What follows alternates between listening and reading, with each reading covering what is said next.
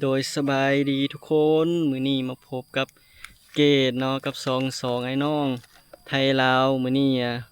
เกดจะพาทุกคนมาใส่เบ็ดเนาะมื้อนี้ได้มาพบกับเกดเพราะว่าไอเมฆกลับกรุงเทพแล้ว ก็จะมาใส่เบ็ดเป็นเบ็ดโฟมกับเบ็ดคัดเนาะทุกคนเนาะนี่มากับไอ้ไผ่เนาะไอ้ไผ่กำลังเกี่ยมอันนั้นเกี่ยมกระป๋องใส่ขี้กระเดือนอยู่ทุกคนเนี่ยเหยื่อก็เป็นขี้กระเดือนนี่เป็นเบ็ดคันเนาะแล้วก็ตัวนั่นจะเป็นเบ็ดปอมเขามาฮอดนี่ก็ประมาณนั้นแรงแล้วแหละทุกคนประมาณนั้น5 โมงแรงได้ละก็จะมีเกี่ยมเครื่องแล้วก็ไปใส่เบ็ดเนาะก็จะได้ลงเรียบแคมงึมวันนี้นำที่เขามาก็เป็นน้ำงึมทุกคนจะได้เรียบแถวแคมฟังโอเคเดี๋ยวเกตขออนุญาตเกี่ยมตัวแล้วก็ไปใส่เบ็ดน้ำกันเนาะทุกคนเนาะแล้วก็เกี่ยมไปหยามเบ็ดรุ่นกันว่ามื้อนี้จะได้บ่มีผลงานให้ทุกคนได้เบิ่งบ่เนาะโอเครุ่นกันน้ำกันทุกคนลูกใส่ตับปลาแคมฟังทุกคนเนี่ยก็ใคร2 คนใส่ โอ้หนามอีกหมานให้บ่เนาะ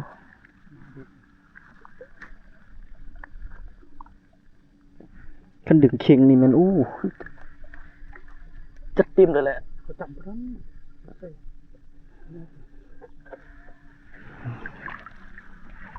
ไม่ได้จำนะอยู่นั่นสิ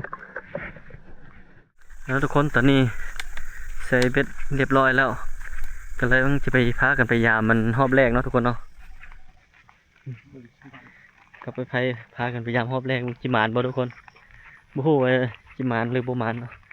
ไปติดตามมันกันตะเว้นก็ใกล้จะตกดินแล้วทุกคนมืดละเนาะนี่เกี่ยมไฟสายไปเรียบร้อยไปเดี๋ยวไปติดตามมันมีผลงานแล้วจะถ่ายให้เบิ่งทุกคนแรกทุกคนเต็มแรกโซ่ดูดอกเตอร์ปากกา คิดว่าบ่ถึกถึกเสยกินลึกหรือเปล่าขอได้หน่อยเลยขอได้หน่อย ตัวนี้เนี่ยไว้กันเอาขอได้หน่อยจะนี่มาแท้เปอร์เซ็นต์กินหลายเยอะป่านะบริจีก็ได้จำเนาะ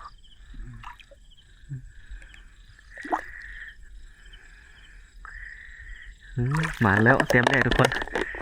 ด่างแรกอีกแหกหมานด่างต่อไปก็หวังว่าจะหมานขอได้หน่อยเถอะโอเคเนาะติดตามไปเรื่อยๆทุกคนนี่ยูฮันก็มีเดี๋ยวถ้ามีผลงานเราจะถ่ายเบิ่งไหมทุกคนมันจะหลุดได้โอ้ถึกปลาขาวทุกคนโอ้ขอเขาใหญ่กันเนาะทุกคนโอ้โหพอดีหลุดเมื่อกี้ได้โอ้เกือบไม่ได้กินได้ปลาขาวใส่เนื้อเยอะนี่คือเก่าอึ๊บมันปลาขาวใส่นี่นะคอเขาใหญ่ใหญ่เกินคันใส่คอน้อยๆคือดังแรกคันน่าจะโอเคถ้าเบิ่งดังนี้ให้ไพ่จับกล้องให้กัน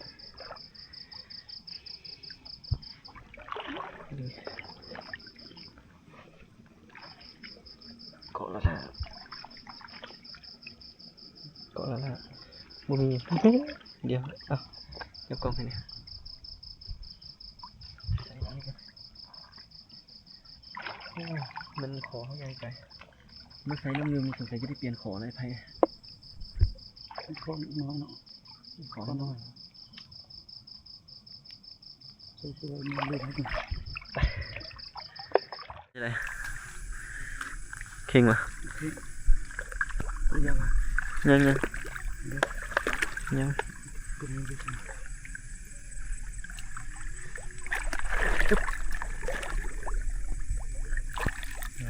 โอ้ยมีแต่ขอพันนั้นหลุดวะปลาน้อยนะปลาตัวน้อยมันหลุดนี่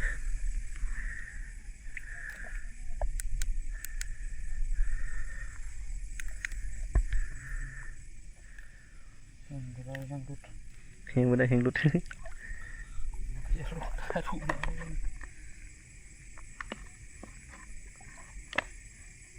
อาจับกล้องกันน้องเดี๋ยวต้องยามของน้อง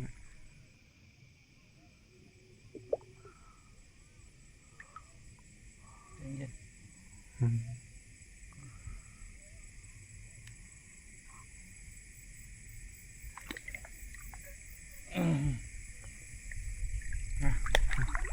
ติถ่ายติตั้งนี่ติ เดือดยาม เอาไปจะได้บ่ กิน เห็นป่ะเอาว่าจังได้แบบนี้ เปล่า มีบ่ มี มีบ่ไปยังตรงวะ ตรงหน่อย ตรงมาอีก หน่อยหัวใจหูเถอะเอาขึ้นมากัน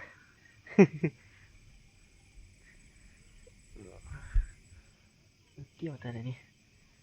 บอกได้บนหนึ่งหลุดซะ นี่คือปลาขาวที่พอดีจับดีรุดนะมันนั้น คืนดีอยู่ตัว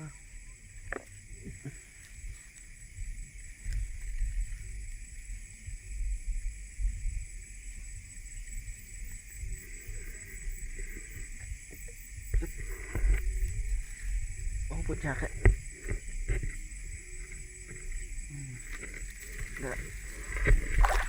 โอ้ลักเตอเนาะลักมวยเล็กนะนี่มันกระเตียวได้ เอาเลยสินี่เกี่ยวเปล่าเลี้ยงบ่ได้เดี๋ยวได้ตื่นตอนเนาะลูกเต้นเนาะได้เต็มหนึ่งทุกคนโอเคเนาะเดี๋ยวมีผลงานแล้วก็เกี่ยวกับไพ่จีนเราให้เบิ่งใหม่เนาะทุกคนเนาะนี่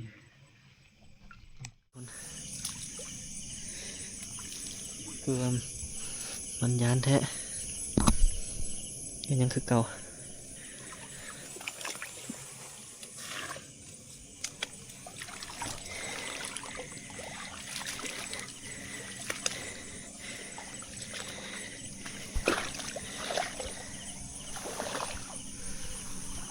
โอ้โหไปนี่หนิงยุบเลยนี่เอาไว้นี่ใส่อยู่เอาดังนี้นี่ถือนี่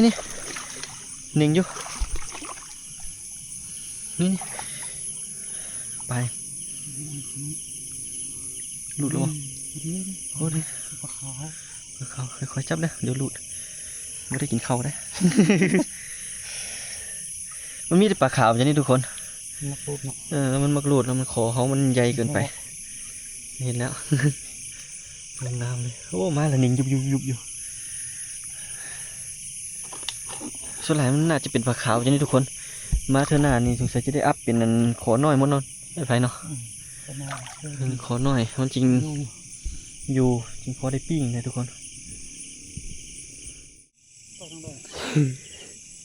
ทางที่บอก เห็นไหมบุพิดนะนี่มีเบ็ดอยู่นี่ในนี่มีบ่มีคือกันนี่ในนี่ก็มีเบ็ด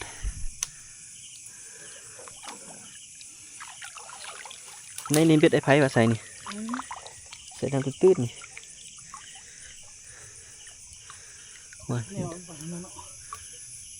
โอ้เดี๋ยวนี้ถึกประหลาดไอ้ไผ่ถึกประหลาดทุกคนเห็นบ่นี่ร้อยอยู่หันเห็นบ่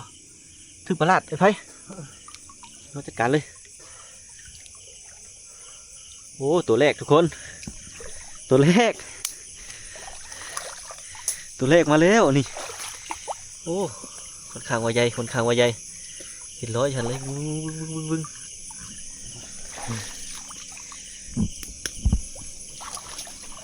ให้ไผ่เอาทุกคน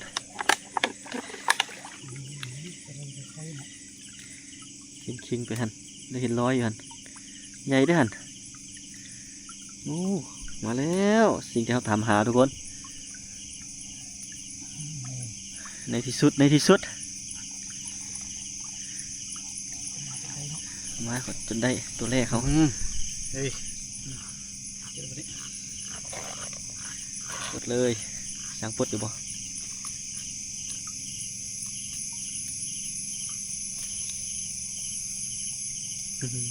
ดึกเลยให้น้องปลดบ่ ข้าวปั้นปอด ไปปลดปาดคน เป็นจาก ปลดปลาบ่เป็น เป็ดชุกคอยสิ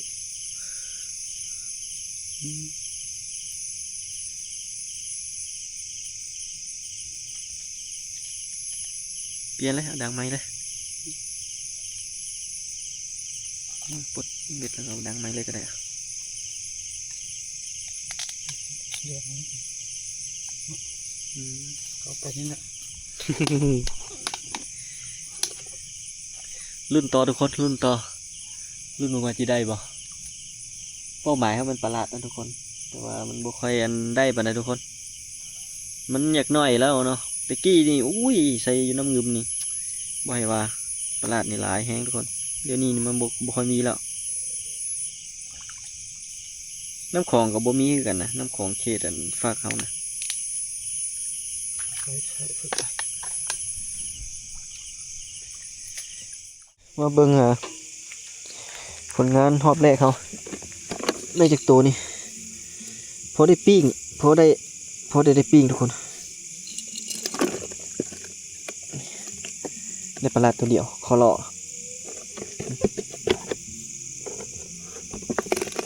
ปลาขาวซองคนนี้ปลากาสองลาดหนึ่ง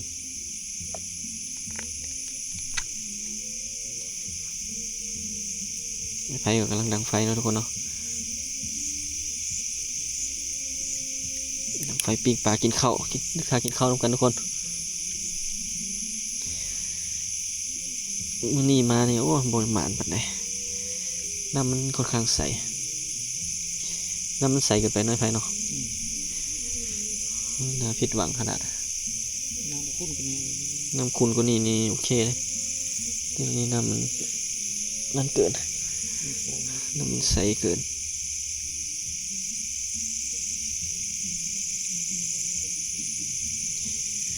แต่ก่อนเคยไพ่มาเนี่ยโอ้มวนเด้อทุกคนมวนทั้งมวนวานเลยล่ะแต่เดี๋ยวนี้เป็นตลาดปลามันมีตัวใหญ่ทุกคนมีแต่ตัวน้อยๆคือเห็นนี่แหละทุกคนแล้วขอเบ็ดเขา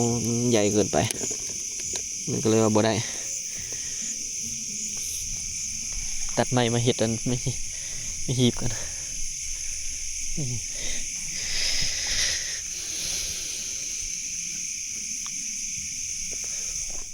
เราไม่หีบกันทุกคนตัดไม้ไม่หีบปิ้งปลากินข้าว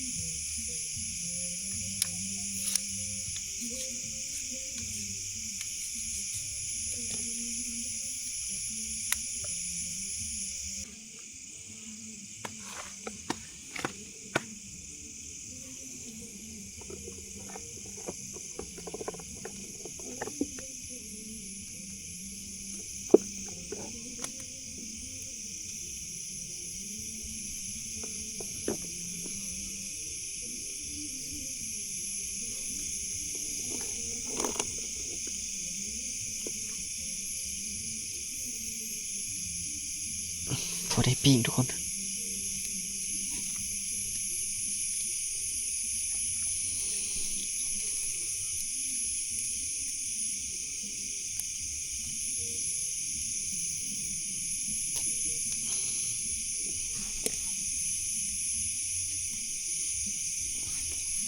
พอได้ปิ้ง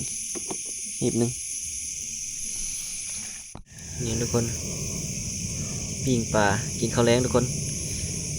แล้วก็เขาจะหยามอีกจักหอบหนึ่งแล้วก็จิกกลับนะทุกคนเนาะ ขอทาน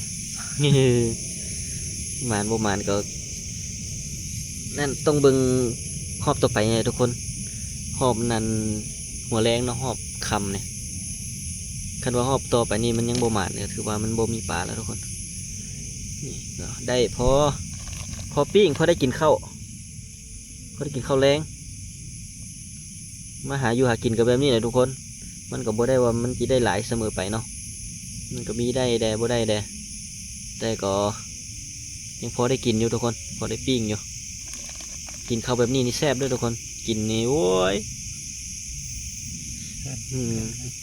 คักกูกินอยู่บ้านเด้อขอบอก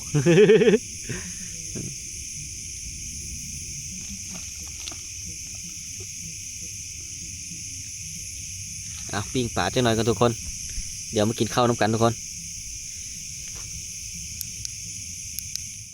เรียบร้อยทุกคนจำข้าวจำน้ำกินข้าวกินน้ำน้ำกันทุกคนโอ้ยนี่กินข้าวกินน้ำตัวนี้โอ้นี่ปิ้งปลาเด็ดพอดีมาปลากับแบบนี้เลยทุกคนมีอย่างกินอันนั้นกินข้าวน้ำกันทุกคนมากินข้าวน้ำกันทุกคนนี่มาสองไอ้น้องทุกคนปลาก็บ่ได้แต่ว่าก็พอได้ปิ้งกินอยู่พอกินข้าวกินน้ำโอ้ยข้าวติดมือหัวมันนี่โอ้มันดีอยู่ด้วยนี่ติดมืออยู่ มีน้ำมันย่อยอยู่จริงดูต้นพักเนาะ เนี่ย ดูต้นพักมา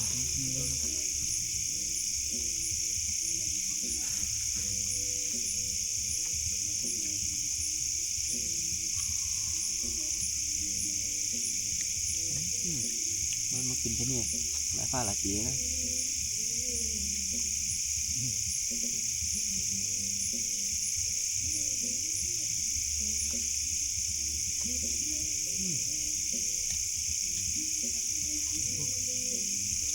แบบ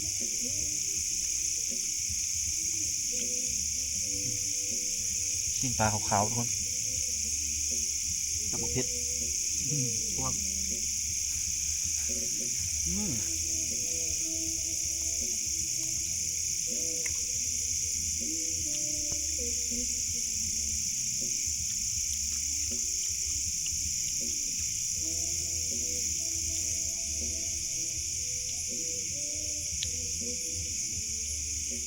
รอบต่อไปนี้จะมาแนวบนเนาะตอนนี้เกดกับอันไอ้ไผ่ก็กินข้าวกินน้ำแล้วกำลังจะพากันไปยามเบ็ดแต่ตอนนี้ไอ้ไผ่กำลังเงินเก็บแมงไม้อยู่ทุกคนไปใช่ไรไผ่ ยิ้มไหน เนี่ยนะลายวะเก็บแมงจองเจาะทุกคนเห็นลายอยู่ด้วยเมื่อกี้มันก็ลาย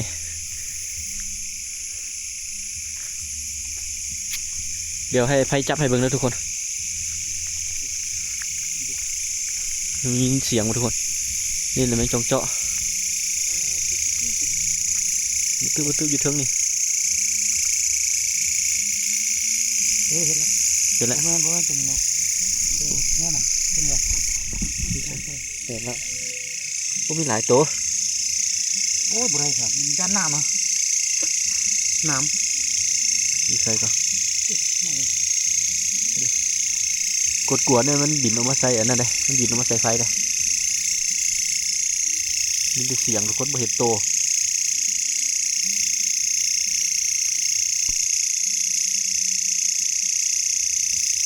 เห็นไหมกดกวนเนี่ยมันดึงมันออกบินมาตำแหละเดี๋ยวซอกมันจองเจาะไปทุกคนซอกมันจองเจาะไปตามทางนี่แหละเขาจะไปยามเวทอีกห้อมึงเนาะเดี๋ยวจะเอาให้เบิ้งได้คันจับได้นะทุกคนว่าแมงจอกเจาะเป็นตัวไหนเนาะทุกคนมาแล้วแมงจอกเจาะนี่ได้คูนึงเลย นี่เอิญทั้งบ้านนั่นเกตเอิญแมงจงเจาะทุกคนโอ้โหทางไทยคนเอิญอะไรเนาะไปเดินทางต่อทุกคนพยายามเบ็ดมาแล้วทุกคนมาประบูทุกคนเปิดประบูหน่อยเดี๋ยวนี้เนาะสายยานนี่เลยนี่นายเห็น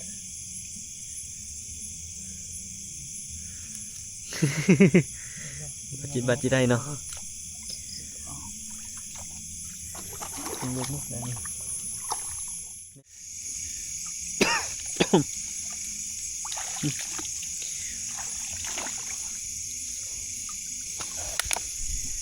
เอาครับเราเดี๋ยวนี้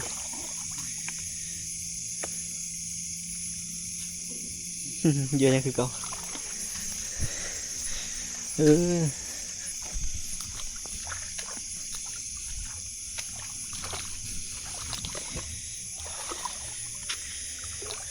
ใส่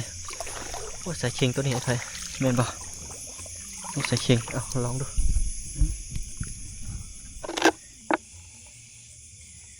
พยายามบอกให้มันยาวเลยสายนี่นะมีป่ะ มี ไปยังบูไปยัง มีเงียนเนี่ยปลาครึ่ง ปลาครึ่ง ก็ลบหางเดียว ปลาครึ่งเข้าทุกคนขนาดปลาชนิดนี้เข้าแล้วเคยใส่แล้วหลายเทื่อขันปลาชนิดนี้เข้าแล้วปลาอื่นจะบ่เข้าปลาอื่นจะบ่เข้าเลยทุกเทื่อนี่ก็นี่ถึงหน่อยอะไรเป็นแต้มนึงมอบหมายให้ไทยซะปลดปลามอบหมายให้ไทยปลดปลาซะพอประคองอยู่น้ำเรา ไทยปลดปลาแล้วนี่เค็งทุกคนถือปลาบุถือก็ให้ไทยมายามเบิ้งไทยมาเบิ้งให้เนี่ย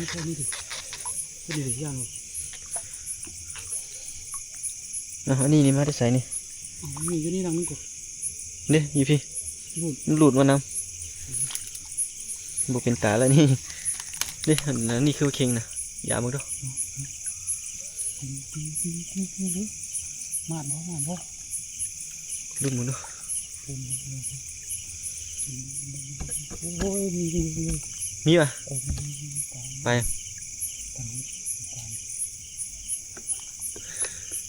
ปลาเครื่องอ่ะสงสัยปลาเครื่องมันเขามากินเท่าไหร่ใช่ป่ะ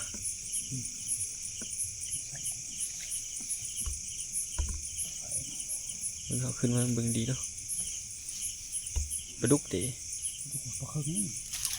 รื่องทุกคนได้ปลาเครื่องอีกแล้วมันมานปลาเครื่องอีกแล้วเอาตัวเอกมันเนาะลูกเอกก็เห็นเบ็ดเท่ามันเอาเบ็ดเข้าไปแล้วเด้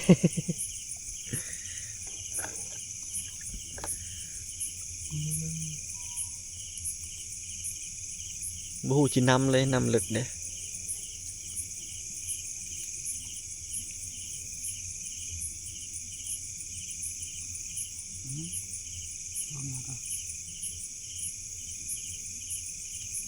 ก็ปวดยากว่ะ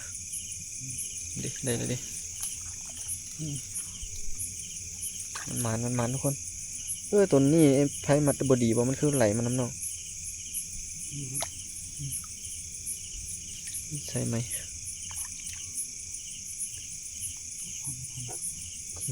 ไปให้ไพ่คนปิดไปทุกคนไพ่ใช้ดังนั้นเดี๋ยวนะยางมาก่อนทุกคนยางมาก่อนเลยเอ้าโอ้ยไพ่ดูหันถึกเอาอีกหันกันไหมพุ่นนิ่งยุบพุ่นน่ะมันดีดเลยทุกคนโอ้ไป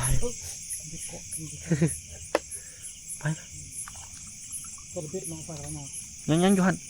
โอ้เห็นแต่ตาไปนี่ไปทุกคนปลาดุกไอ้ไพ่ปลาดุกเดี๋ยวอยู่น้ำนองมาเอาปลาดุกกูดีกันไหมปลาดุกใหญ่ทุกคน ปลาดุกนาตัวใหญ่เลยนี่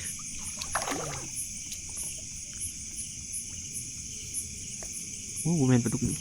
ดุกนา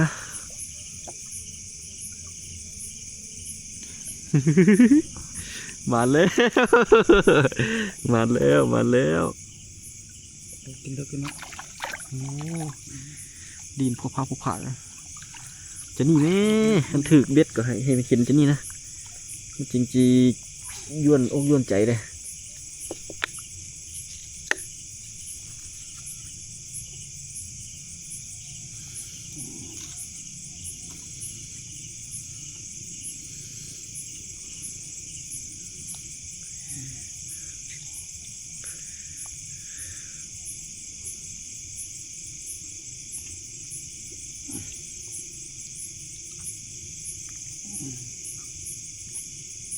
นี่เอานี่ เรียบร้อยเข้าก่อนเคยว่าเรียบร้อย ยังไม่ทันเข้าเถอะ เรียบร้อยบัดนี้ว้าเป็นจะนี่เด้อตียามเบ็ดก็ได้ นี่ก็ปื้อวับไปเนาะ ยามก็ยังทันมาหอดเธอเห็นมันหนิงยุบจะนี่ที่ตัวนั้นใส่ละทีใส่เราไปเลย แล้วตัวจองเถิงจะทันใส่ นี่เป็นนะ ปลาแล้ว ไปแล้วโอเคทุกคนตอนนี้ก็มาหลังจากที่เขากู้เบ็ดมันอย่างเรียบร้อยแล้วปลาเขาได้อีกหนึ่งทุกคนเดี๋ยวตอนนี้ไอ้ไผ่กำลังเก็บแมงจงเจาะนี่เก็บจงเจาะใส่อันกระป๋องไว้ใส่กระตุกไว้ปลาได้อีกหนึ่งทุกคนไม่ได้หลาย